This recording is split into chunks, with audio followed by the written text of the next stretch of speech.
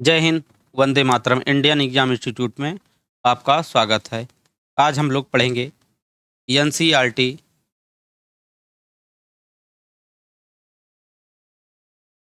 Geography का class 6 का chapter 3 पढ़ेंगे।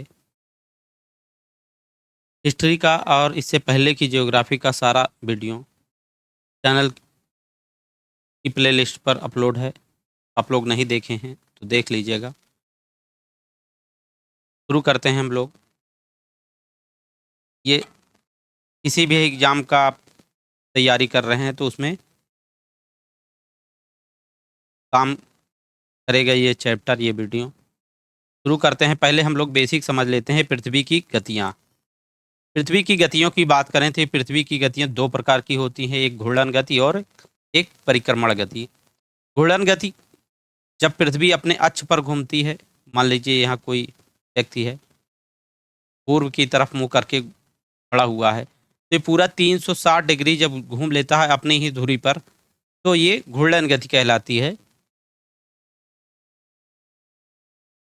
और पृथ्वी की घूर्णन गति के कारण दिन और रात भी होता है। तो पृथ्वी की किस गति के कारण दिन और रात होता है? तो पृथ्वी की घूर्णन गति के कारण दिन और रात होता है। और दूसरी गति है परिक्रमण गति।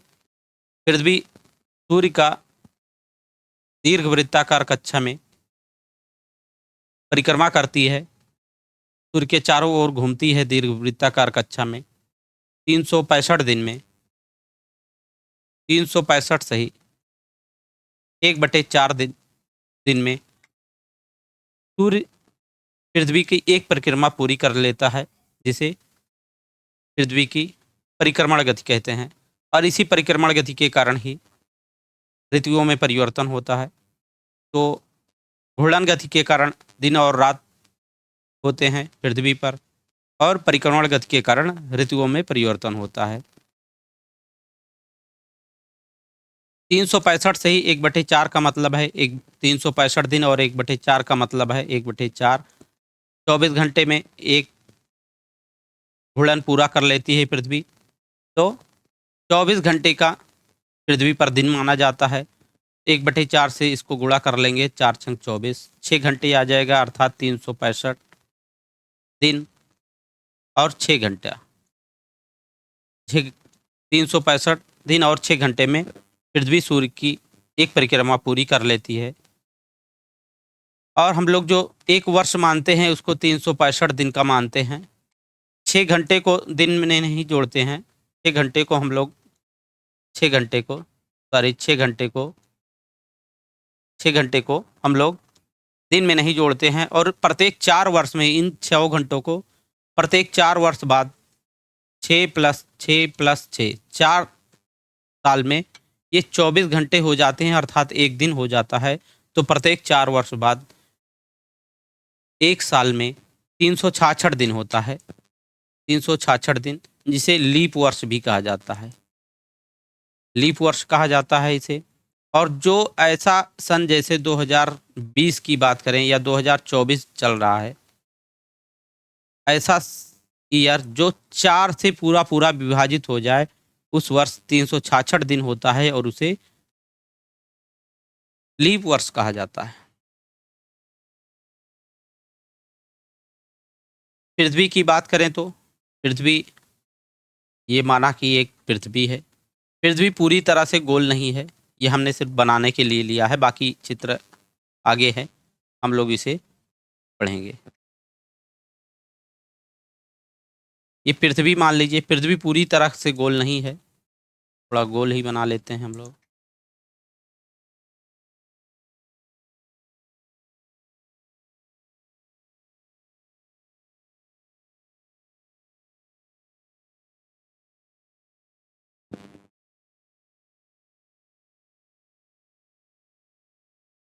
ये उत्तरी ध्रुव मान लेते हैं इसको, उत्तरी ध्रुव। और ये हो गया दक्षिण ध्रुव।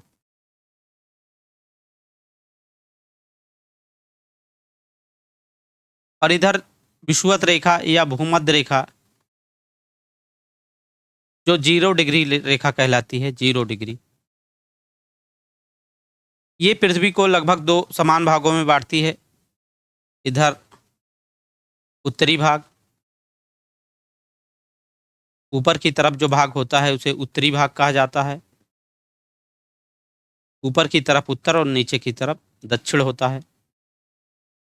और ये 90 अंश, 90 रेखाएं ऐसे ऐसे करके 90 रेखाएं 90 होती हैं। यहाँ ऊपर आ जाता है 90 डिग्री, उत्तरी ध्रुव 90 डिग्री आ जाता है।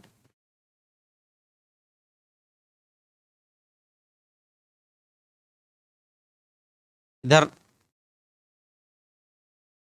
मुख्य रेखाओं की बात करें तो कर्क रेखा,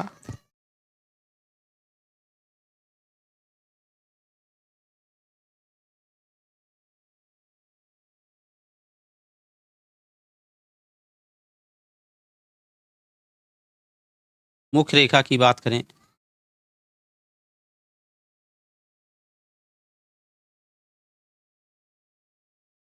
ये पृथ्वी है। दो समान भागों में भूमध्य रेखा या विषुवत रेखा काटती है, 0 डिग्री होती है। ये उत्तरी भाग है और इधर दक्षिण भाग, दो बराबर भागों में बांटती है। इसके बाद ऊपर की तरफ कर्क रेखा होती है। कर्क रेखा 23 सही 1/2 डिग्री, 23.5 डिग्री पर। और नीचे होती है मकर रेखा 23 सही 1/2 डिग्री पर। यह मकर रेखा है और ये कर्क रेखा है और ये विषुवत रेखा या भूमध्य रेखा इसको कहते हैं। इसके बाद में 66 डिग्री पर, 66.5 डिग्री पर, इधर भी दोनों तरफ 66.5 डिग्री पर, 66 सही 1/2 डिग्री पर। इधर दक्षिण ध्रुव वृत्त, सॉरी उत्तर ध्रुव वृत्त, उत्तर ध्रुव वृत्त या उत्तर ध्रुव रेखा, उत्तर ध्रुव वृत्त कहिए या उत्तर ध्रुव रेखा कहिए। और इधर 66.5 डिग्री पर दक्षिण ध्रुव वृत्त, दक्षिण ध्रुव वृत्त या दक्षिण ध्रुव रेखा होता है। और इधर दक्षिण ध्रुव, यह होता है दक्षिण ध्रुव 90 डिग्री, यहाँ होता है 90 डिग्री दक्षिण ध्रुव। और इधर ऊपर की तरफ होता है 90 डिग्री उत्तर ध्रुव।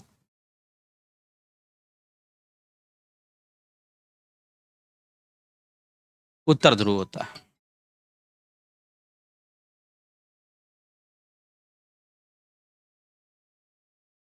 और बात करें हम लोग तो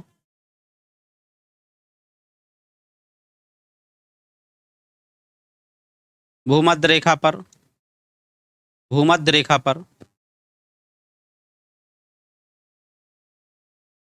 भूमध्य रेखा या विषुवत रेखा पर 21 मार्च को, 21 मार्च को सूर्य की किरणें सीधी पड़ती हैं। तो 21 मार्च और 23 सितंबर, 21 मार्च और 23 सितंबर को सूर्य की किरणें सीधी पड़ती हैं दोनों तरफ। और कोई भी ध्रुव 21 मार्च और 23 सितंबर को कोई भी ध्रुव सूर्य की तरफ नहीं झुका होता है, जिस कारण से दोनों भागों में, उत्तरी भाग और दक्षिणी भाग, दोनों भागों में दिन और रात बराबर होते हैं। 21 मार्च के बाद ऊपर की तरफ सूर्य जाना शुरू होता है। 21 मार्च से लगभग 3 महीने बाद 21 जून को सूर्य कर्क रेखा पर सीधा चमकता है। कर्क रेखा पर सीधा चमकता है तो उस समय उत्तरी भाग पर सबसे बड़े दिन होते हैं और सबसे छोटी रातें, जबकि दक्षिण तरफ, दक्षिणी भाग में सबसे बड़ी रातें और सबसे छोटे दिन होते हैं। और उत्तरी भाग में गर्मी का मौसम होता है, जबकि उसके विपरीत दक्षिण में सर्दी का मौसम होता है। और 21 मार्च को शुरुआत होती है, उत्तर की तरफ गर्मी की शुरुआत होती है, तो इधर बसंत ऋतु होता है, उत्तरी भाग में बसंत ऋतु होता है। और दक्षिण भाग की बात करें तो इधर शरद ऋतु शुरू होता है, शरद ऋतु। 4 तरह की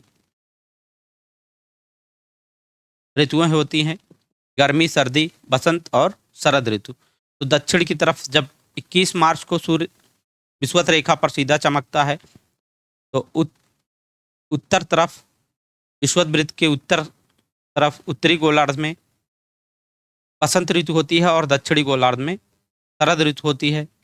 इसके बाद 21 मार्च के बाद कर्क रेखा की तरफ सूर्य बढ़ता है, तो धीरे धीरे उत्तरी गोलार्ध में गर्मी बढ़नी शुरू होती है और सबसे ज़्यादा गर्मी 21 जून को होती है। और इसके बाद बात करें तो ध्रुवों पर 21 मार्च से लेकर के 23 सितंबर तक उत्तरी ध्रुव वृत्त से लेकर के उत्तरी ध्रुव तक लगभग 6 महीने तक लगातार दिन रहता है और दक्षिण की तरफ लगातार 6 महीने की रात होती है। इसके बाद फिर 21 जून के बाद फिर सीधा इधर लौटता है विषुवत वृत्त की तरफ सूर्य और 23 सितंबर को विषुवत वृत्त पर अर्थात भूमध्य रेखा पर सीधा चमकता है। तो उसके बाद यही 21 मार्च की उल्टी स्थिति आ जाती है, उत्तरी गोलार्ध में शरद ऋतु आ जाती है और दक्षिणी गोलार्ध में बसंत ऋतु आ जाती है।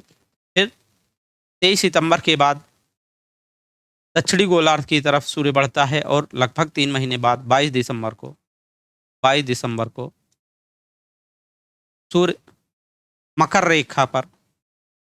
रेखा पर सीधा चमकता है। तो 21 जून वाली स्थिति सीधे दक्षिणी गोलार्ध में आ जाती है।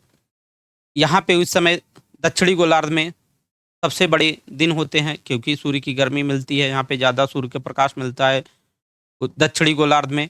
तो दक्षिणी गोलार्ध में उस समय सबसे बड़े दिन होते हैं और दक्षिणी गोलार्ध में उत्तरी गोलार्ध में छोटे दिन होते हैं और लंबी रातें होती हैं, जबकि दक्षिणी गोलार्ध में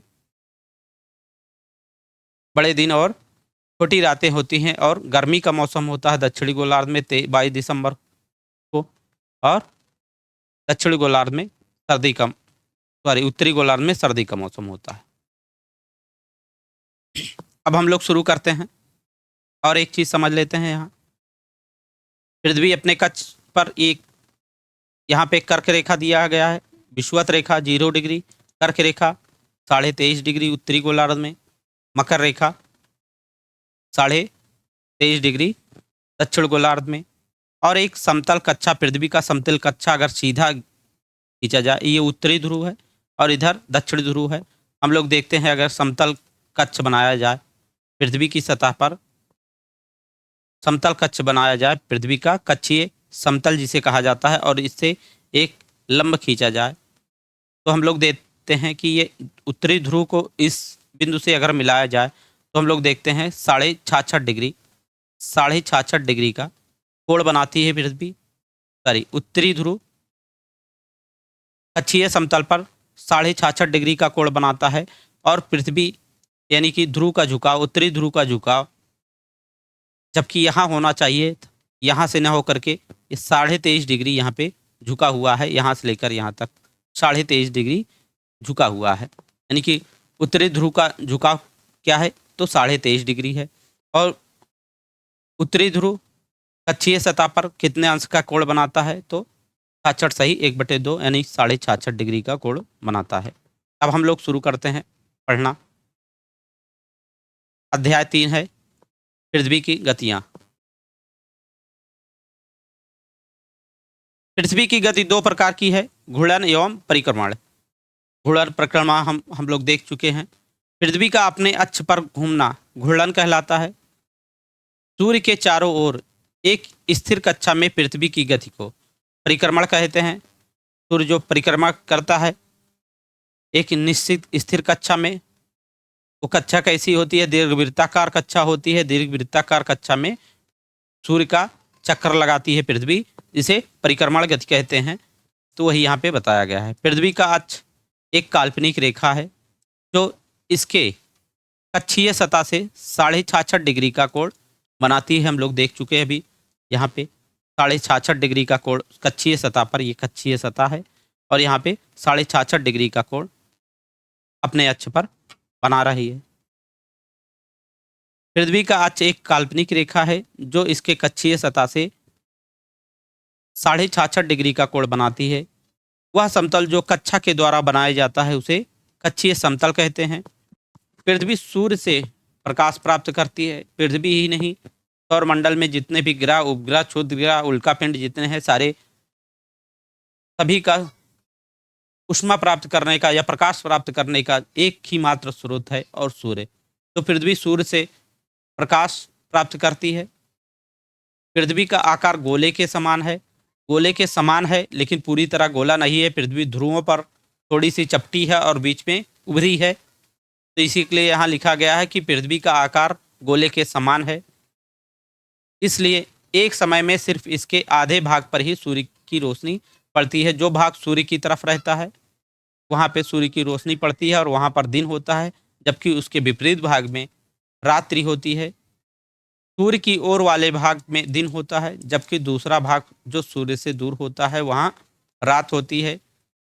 ग्लोब पर वह वृत्त जो दिन तथा रात को विभाजित करता है उसे प्रदीप्त वृत्त कहते हैं, जो यहाँ पे चित्र में भी दिखाया गया है। प्रदीप्त वृत्त ये सूर्य की तरफ से जो प्रकाश जहाँ प्राप्त हो रहा है वहाँ पे एक वृत्त बना रहा है, प्रकाश का वृत्त और अंधकार का वृत्त। तो इसी को प्रदीप्त वृत्त कहते हैं। वह वृत्त कक्ष के साथ नहीं मिलता है, जैसा कि आप लोग चित्र 3.2 में हम दिखाए हैं। पृथ्वी अपने कक्ष पर एक चक्कर पूरा करने में लगभग 24 घंटे का समय लेती है, यानी कि एक घूर्णन पूरा करने में, यानी कि अपने कक्ष पर, अपने ध्रुव पर घूमने में एक चक्कर पूरा करने में लगभग 24 घंटे का समय लेती है। और 24 घंटे को ही घूर्णन के समय काल को, घूर्णन का समय काल अर्थात 24 घंटे को पृथ्वी दिन कहा जाता है। यह पृथ्वी की दैनिक गति है। पृथ्वी का घूर्णन काल, घूर्णन समय पृथ्वी की दैनिक गति है। पृथ्वी का घूमना, अपने धुरी पर घूमना, पृथ्वी का घूर्णन करना, ये पृथ्वी की दैनिक गति है और इसी के कारण दिन और रात होते हैं। यहाँ पे दिया भी गया है, घूर्णन के कारण पृथ्वी पर दिन एवं रात होती है। अगर पृथ्वी घूर्णन नहीं करे, सपोज कीजिए अगर पृथ्वी घूर्णन न करे, अपनी धुरी पर घूमे ना, तो क्या होगा?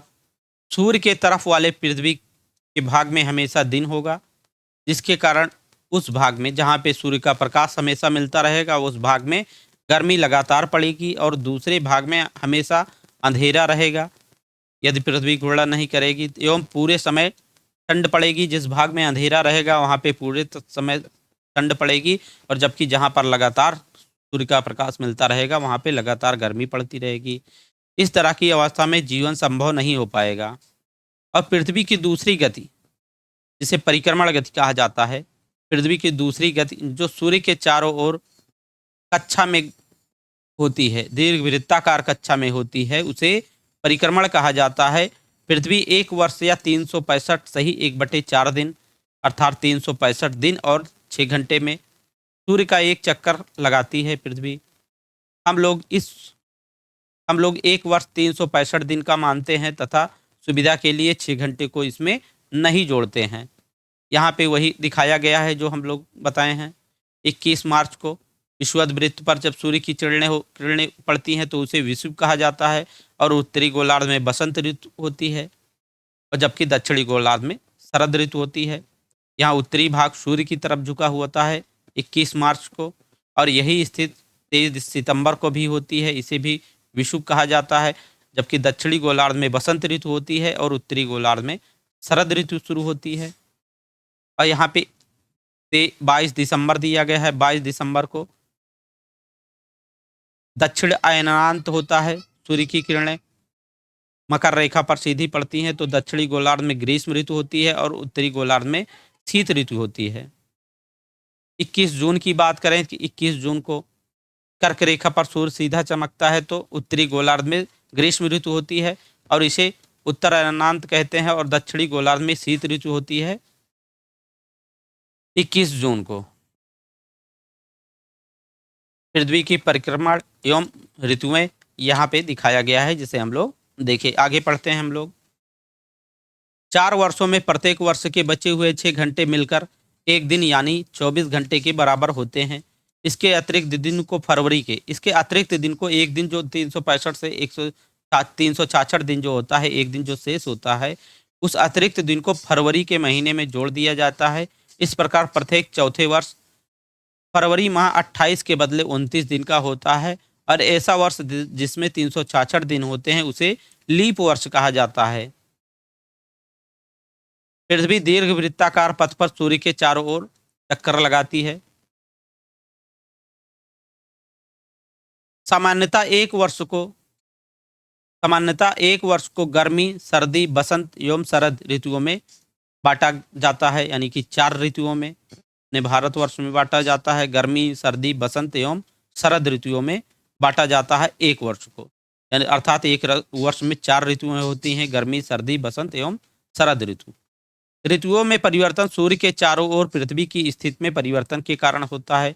पृथ्वी के परिक्रमण के कारण पृथ्वी की स्थिति में परिवर्तन होता है, जिसके कारण इस परिवर्तन के कारण ही ऋतुओं में परिवर्तन होता है, यानी कि पृथ्वी की परिक्रमण गति के कारण ऋतुओं में परिवर्तन होता है। वहीं यहाँ पे दिया गया है कि ऋतुओं में परिवर्तन सूर्य के चारों ओर पृथ्वी की स्थिति में परिवर्तन के कारण होता है।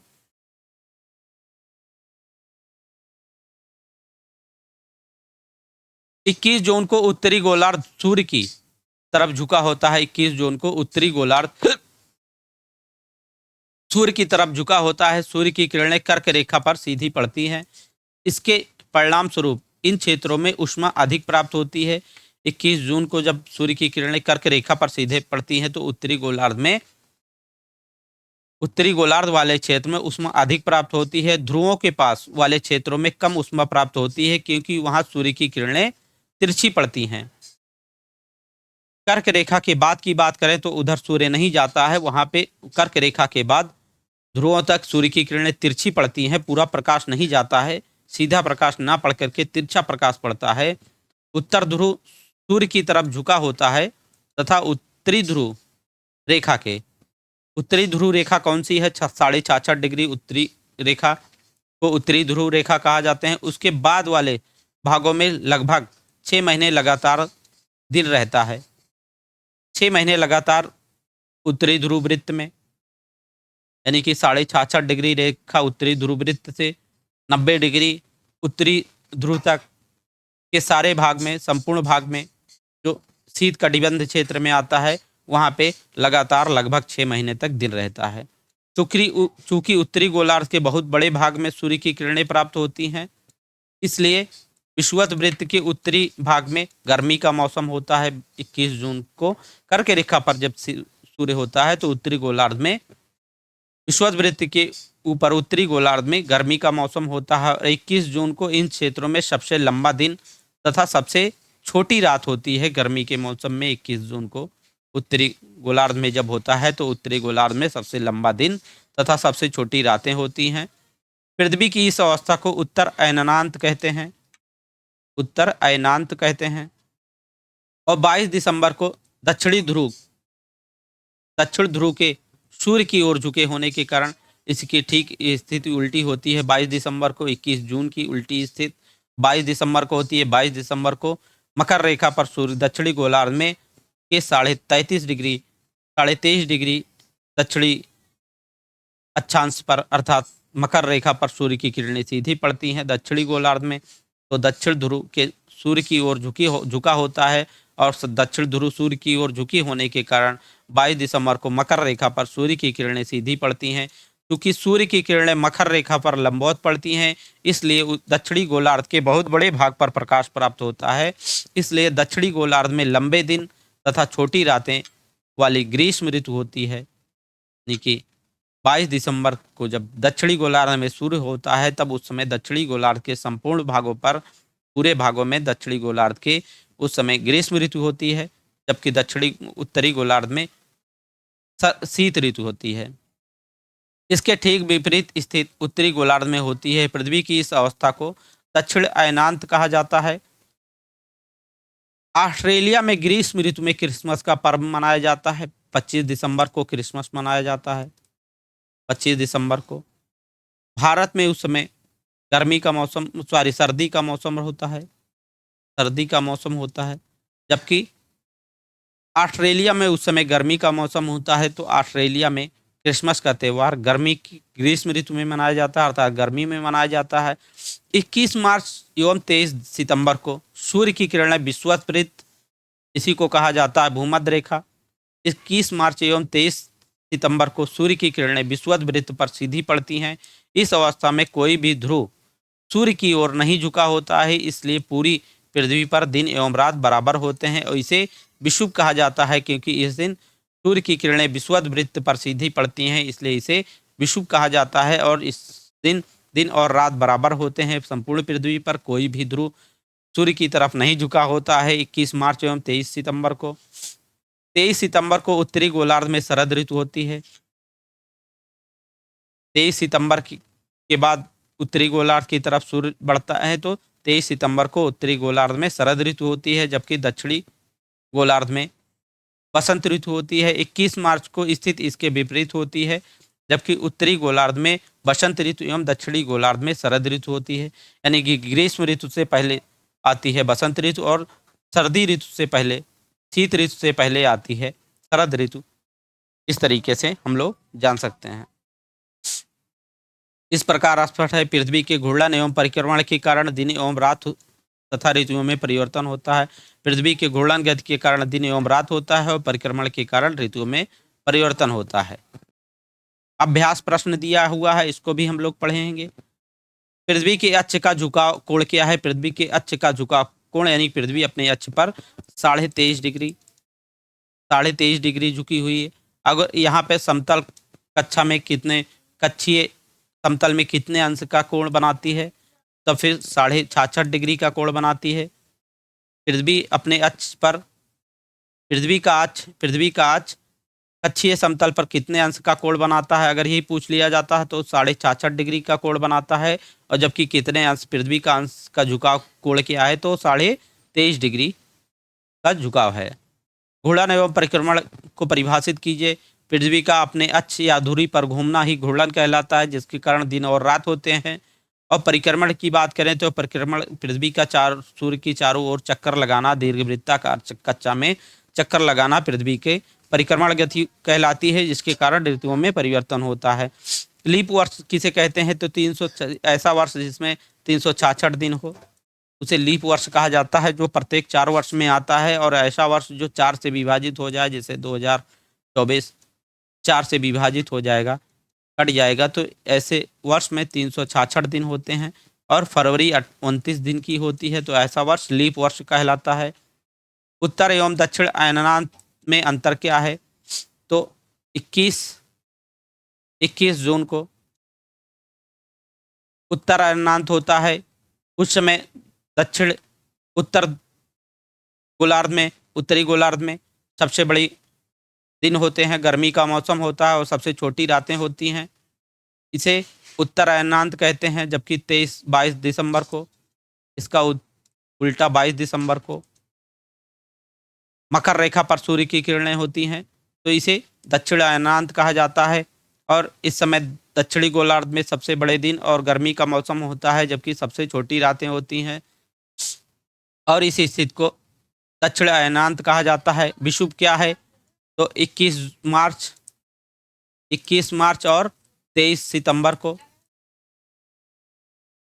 21 मार्च और 23 सितंबर को सूर्य की किरणें विषुवत वृत्त पर सीधी चमकती हैं, जिसे विषुव कहा जाता है। और इस दिन 21 मार्च और 23 सितंबर को कोई भी ध्रुव सूर्य की तरफ ना झुका होने के कारण संपूर्ण पृथ्वी पर, पूरी पृथ्वी पर दिन और रात बराबर होता है। इसे विषुव कहा जाता है, विषुवत वृत्त पर सूर्य की किरणें सीधी पड़ने के कारण। दक्षिणी गोलार्ध में उत्तरी गोलार्ध की अपेक्षा उत्तर एवं दक्षिण का अयनांत अलग अलग समय में होता है। क्यों? ये हम समझा चुके हैं। यहाँ पे ध्रुवों पर लगभग 6 महीने का दिन तथा 6 महीने की रात होती है। क्यों? क्योंकि ध्रुवों पर सूर्य की किरणें सीधी न पड़ करके तिरछी पड़ती हैं। और उत्तरी गोलार्ध में लगभग 6 महीने तक सूर्य की किरणें लगातार प्राप्त होती रहती हैं, इसलिए उत्तरी गोलार्ध में 6 महीने का दिन। और जब दक्षिणी गोलार्ध में सूर्य की किरणें प्राप्त होने लगती हैं, जब उत्तरी गोलार्ध में सूर्य की किरणें 6 महीने 21 मार्च से ये 21 मार्च से 21 जून तक उत्तरी गोलार्ध में सूर्य रहता है 6 महीने तक। उस समय उत्तरी गोलार्ध में 6 महीने तक दिन होता है, जबकि दक्षिणी गोलार्ध के दक्षिणी ध्रुव पर 6 महीने की रात होती है। इसी का उल्टा हो जाता है जब दक्षिणी गोलार्ध में सूर्य आ जाता है 23 सितंबर से लेकर के 22 दिसंबर तक। उस समय उत्तरी ध्रुव पर लगातार दिन रहता है, क्योंकि सूर्य की किरणें, सूर्य का प्रकाश मिल नहीं पाता, तो उत्तरी ध्रुव के आसपास उत्तरी ध्रुव पर लगातार 6 महीने की रात होती है और दक्षिणी गोलार्ध में लगातार 6 महीने का दिन होता है। सही गलत का निशान लगाने के लिए दिया गया है, तो प्रश्न दिया गया है पृथ्वी इस सूर्य के चारों ओर की गति को कहते हैं। पृथ्वी जब सूर्य के चारों ओर की गति को क्या कहते हैं, तो उसके परिक्रमण गति कहते हैं, जबकि अपने अक्ष पर घूमना घूर्णन गति कहलाता है। सूर्य की सीधी किरणें विषुवत पर किस दिन पड़ती हैं, हम लोग देख चुके हैं 21 मार्च को और 23 सितंबर को विषुवत पर सूर्य की किरणें सीधी पड़ती हैं। तो यहाँ पे 21 मार्च दिया गया है और 23 सितंबर नहीं दिया गया है, तो 21 मार्च यहाँ पे सही है। 21 मार्च को सूर्य की किरणें सीधी विषुवत पर पड़ती हैं। गर्मी में क्रिसमस का पर्व कहाँ मनाया जाता है, तो भारत में तो सर्दी में मनाया जाता है, शीत ऋतु में। जापान में भी शीत ऋतु में मनाया जाता है। ये दोनों गलत है। तो ऑस्ट्रेलिया में उस समय गर्मी रहती है दिसंबर में, तो 25 दिसंबर को ऑस्ट्रेलिया में गर्मी में क्रिसमस का पर्व मनाया जाता है, तो ऑस्ट्रेलिया में मनाया जाता है। ऋतुओं में परिवर्तन पृथ्वी की किस गति के कारण होता है, तो ऋतुओं में जो परिवर्तन होता है पृथ्वी की परिक्रमण गति के कारण होता है। सूर्य की जो परिक्रमा करता है दीर्घवृत्ताकार कक्षा में पृथ्वी करती है, उसी गति को परिक्रमण गति कहा जाता है, और परिक्रमण गति के कारण, पृथ्वी की परिक्रमण गति के कारण ऋतुओं में परिवर्तन होता है। एक लीप वर्ष में दिनों की संख्या क्या है, दिनों की संख्या 366 है एक लीप वर्ष में। पृथ्वी की प्रतिदिन की गति को दैनिक गति कहा जाता है, दैनिक गति या घूर्णन गति भी कह सकते हैं, या घूर्णन गति कह सकते हैं। पृथ्वी सूर्य के चारों ओर कक्षा में घूमती है, तो दीर्घवृत्ताकार कक्षा में, दीर्घवृत्ताकार कक्षा में घूमती है। 21 जून को सूर्य की किरणें रेखा पर सीधी पड़ती हैं, तो 21 जून को उत्तरी गोलार्ध में होता है, तो कर्क रेखा पर 21 जून को सूर्य की किरणें कर्क रेखा पर सीधी पड़ती हैं। ऋतु में दिन छोटे होते हैं, शीत ऋतु में दिन छोटे होते हैं, शीत ऋतु में दिन छोटे होते हैं, और ग्रीष्म ऋतु में, गर्मी ऋतु में या ग्रीष्म ऋतु में दिन बड़े होते हैं। साथियों, वीडियो यहीं तक। यदि आप लोग पहली बार आए हैं और चैनल को सब्सक्राइब नहीं किए हैं, तो चैनल को सब्सक्राइब कर लीजिएगा और बेल नोटिफिकेशन ऑल पर सेट कर लीजिएगा, जिससे आने वाली वीडियो का नोटिफिकेशन आपको मिलता रहे। और वीडियो पसंद आई है तो लाइक अवश्य कीजिएगा, जिससे हमें मोटिवेशन मिलता रहे। और इसके बाद हम सोच रहे हैं बीपीएससी टीआरई 3.0 की भी क्लास लेने के लिए। अभी हिस्ट्री का क्लास 8 का बचा हुआ है, लास्ट चैप्टर राष्ट्रीय आंदोलन बचा हुआ है। राष्ट्रीय आंदोलन की क्लास इसके बाद आएगी, और राष्ट्रीय आंदोलन बीपीएससी के लिए भी बहुत महत्वपूर्ण है। राष्ट्रीय आंदोलन का उसमें सिलेबस में दिया गया है, वो चैप्टर ख़त्म हो जाएगा तो हम लोग बीपीएससी का शायद प्रैक्टिस सेट भी देखें। और एनसीईआरटी का हिस्ट्री की क्लास 6 से लेकर 8 तक पूरी अपलोड हो चुकी है, उसको पढ़ लीजिए और प्रैक्टिस सेट कर लीजिए। प्रैक्टिस सेट बीपीएससी के लिए बहुत ही ज़रूरी है, उसके बिना शायद सफलता ना मिले। तो साथियों, मिलते हैं नेक्स्ट वीडियो में, तब तक के लिए जय हिंद, वंदे मातरम।